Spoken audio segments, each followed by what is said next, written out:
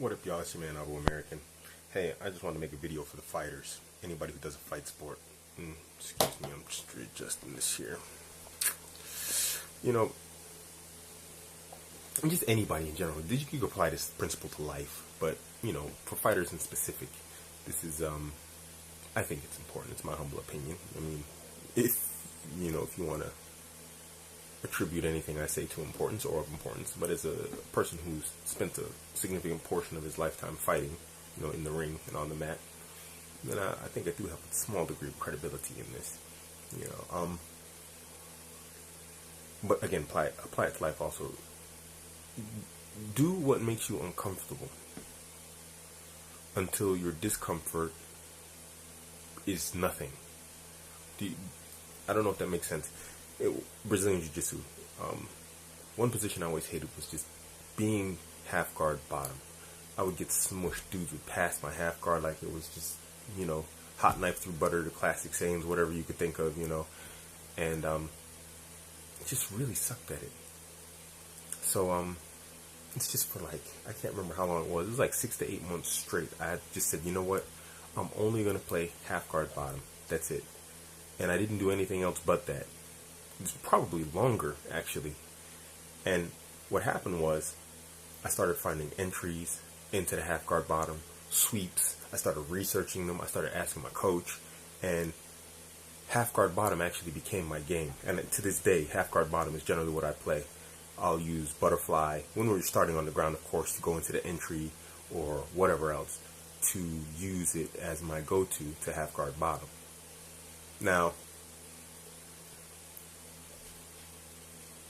before all of that, that was the worst position I could ever thought to be in. I never wanted to be in that position. Then I started doing the same thing with side control bottom.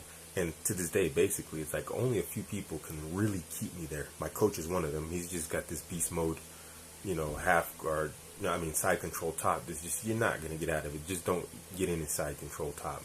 But, I put myself in that position because side control bottom was a position that I really sucked at. And so I just fall over at the beginning of a match and let a guy take side control until I started learning escapes, funky ways of escapes, just doing stuff that's very unorthodox. It just came naturally. And I suppose when you look at fighters like Jeff Glover, so I'm supposed to have a business meeting online, so I'm just waiting for this guy to come online. When you look at people like Jeff Glover and he's got this crazy alien jiu-jitsu, it must come from just an entire lifetime of jiu-jitsu doing crazy things that could go wrong. But he got so comfortable with the idea that something could go wrong that it no longer goes wrong. He's comfortable in discomfort. What brought me to this is boxing last night. I was fighting this guy. I'm 88 kg. I lost 4 kg. And, he's a big dude. Taller than me. Big, just, pig and pork eating, potato eating German guy. A massive dude. And, man, just his regular hits were really hard. And he's swinging for the park. And boxing isn't really my thing. I can do stand-up. I'm pretty good, I'm half decent. The average person's going to really struggle with me. And if it's a life or death, real fighting situation, I've got a whole plethora of other stuff I can dig into, from my Muay Thai to my Wing Chun to my grappling. Generally, the average person even the average fighter isn't going to walk away unscathed if everything is on the table. Now, of course, we're boxing, and not everything's on the table. So this guy was beating me up because he's been doing it 10 years. But I was getting my licks in. I was getting licks in on him. So this is something I'm uncomfortable with. Boxing. It's not really my sport. And I was thinking last night, it's man, I was so mad. Ego. You got to leave it at the door when you do your combat sports. It was really difficult to let go of ego. And it was just funny. Here's a funny thing. It's he says he does jiu-jitsu whenever else. And so I was like, oh, okay. And the coach is like, oh, yeah, he doesn't jiu-jitsu. You guys should do jiu-jitsu afterwards. The guy cut out of practice early because coach said, I want to see you guys fight afterwards. The guy cut out of practice almost an hour earlier. It's hilarious. He was ducking me. Anyway, back to the point. Boxing is uncomfortable for me. I get in the ring, and I was telling you guys about it in the last one, about happiness. I get this excitement, this anxiety, and it's just...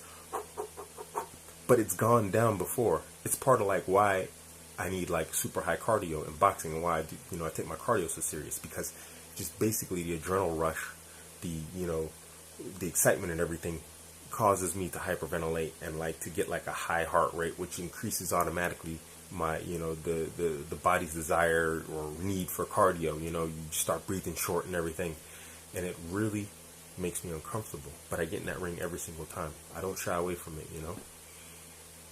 And when I was thinking about it, I was like, I'll go and square off with guys who've been boxing 10 years. I'll go and square off with dudes who have professional fights behind them, amateur fights, whatever else. What prevents me from doing the same in life? When we're not talking about combat sports. And, I couldn't answer it. It's always a fear that stops you from doing something that you think is going to go bad.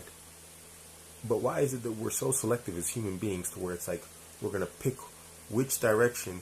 I don't know, maybe this guy's on a different time zone. I'll come back in an hour. Anyway, what makes us pick and choose what we're going to be brave in and what we're going to, back away from? And I don't know. Just get in there, put your head down and do it. I'm 44. It might be a bit late to really look at this. Maybe it's not. I don't know. But I'm going to give it a try. I don't know. What's your guys' experience with this? This is just something that just sort of popped into my head. When I was sitting here thinking about it last night, this guy clocked me. This big German, beef-fed German dude, he clocked me right here. I got a sore throat, like if I had strep throat. My jaw hurts. I feel it in my tonsils. It was just a crazy hit. I mean, it was literally like my world was kind of spinning. I was like, all right. I really wanted to fight that dude and just take him down to the ground and choke him out and really tear him up. But, it's boxing and that's his realm. It's not mine. Not yet. I feel good because he's a 10-year boxer with amateur fights. And I was getting some licks on him. I was hitting him, whatever. I was dodging a lot of his blows, and whatnot. But at the end of the day, he has 10 years of experience on me. And that's part of the reason why, my ego's hurt. But, swallowing your ego and saying, hey, you know what? I'm going to get back in the ring with that guy and I'm going to get better. He's not going to get better. He's fighting someone who he's better than. So now the standard is set. He's up here. I'm coming up to him. There's no benefit for him coming down. How's he going to get better? I'm going to learn his game, learn his tricks, and I'm going to get better. Why don't we do these type of things in life? Anyway, I was trying to finish this out.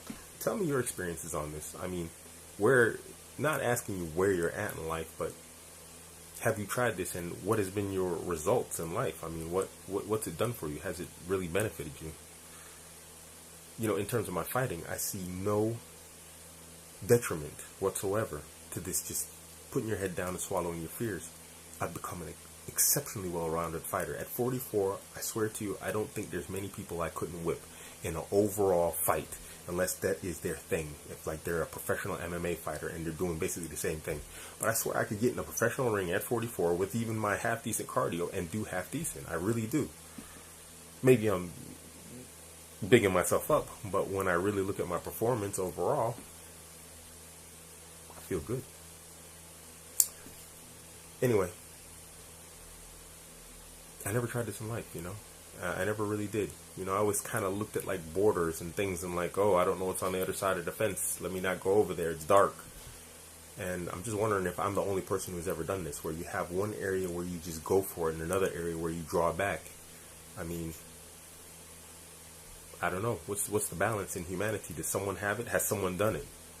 Let me know. I'm curious. I really am. I'm just curious. There's no right or wrong answer or whatever else. This is just something I was observing about my behavior over the years of my life, and I'm not sure why I put limitations on myself in one way, and in another way where you can suffer bodily harm, life and limb. I have permanent injuries. Look at this, dudes. I wish they would stop blocking my punches with their faces. My hand is swollen. I can't even make a full fist. You can't see it. I can't even close my hand all the way. I mean, these are permanent. This is going to be a permanent injury. I'm going to feel this when I'm 65 if I live that long. Where 20 years ago I've injured myself and I still feel it, and I still go back for more. But why is it when it comes down to business, education, or whatever, or some sort of economic move, I kind of oh, wait a minute. And that's easier to heal from and recover from than an actual bodily injury. I'm just not sure why this happens to people, myself in particular. So let me know, what's been your experience with that in life? I'm curious, Inspire me. I want to be inspired.